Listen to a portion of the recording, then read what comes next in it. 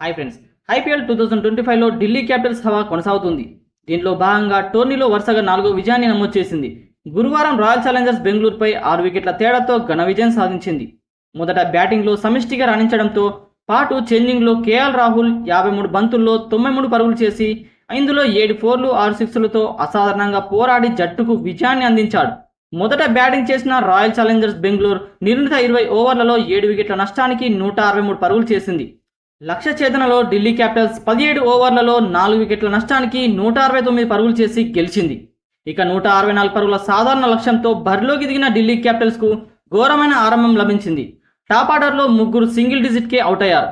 ఓపెనర్లు డూప్లిసెస్ 2 పరుగులు, Jake Fraser మేగ్గుర్ 7 పరుగులతో పాటు అభిషేక్ పోరెల్ 7 పరుగులు చేసి అవుట్ అయ్యారు. దీంతో 30 పరుగులకే ఢిల్లీ క్యాపిటల్స్ 3 వికెట్లు కోల్పోయి కష్టాల్లో పడింది. ఈ దశలో అక్షర్ పటేల్ కాసేపు క్రీజులో ఉండి 17 పరుగులు చేసి పెవిలియన్కు చేరాడు. ఈ దశలో ఆర్సీబీ గెలుస్తుందనే ఆశలు చిగురించాయి.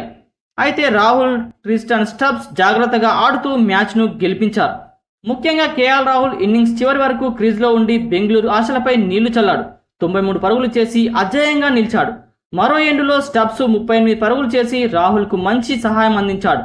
వీరిద్దరూ 4వ వికెట్కు 111 పరుగులు జోడించి బెంగళూరు విజయానికి ఏ దశలోనూ అవకాశం ఇవ్వలేదు. బెంగళూరు బౌలర్లలో భువనేశ్వర్ 2 వికెట్లు తీసుకున్నాడు. అలానే యశ్దయాల్, షాయుష్ శర్మ తలో వికెట్ పడగొట్టారు. ఇక టాస్ ఓడి మొదట బ్యాటింగ్ చేసిన బెంగళూరు నిర్ణీత 20 ఓవర్లలో 7 వికెట్ల నష్టానికి 163 పరుగులు చేసింది. సాటు 17 బంతుల్లో 37 పరుగులు చేసి 4 ఫోర్లు 3 సిక్స్లు బాదాడు. టీమ్ డేవిడ్ 37 పరుగులు చేసి మెరిపించాడు. ఇక ఢిల్లీ బౌలర్లలో విక్రజ్ నిగాన్, కుర్దీప్ యాదవ్ తలో 2 వికెట్లు తీసుకున్నారు. ఇక చివరిగా ముఖేష్ కుమార్, మహేష్ శర్మ తలో వికెట్ పడగొట్టారు.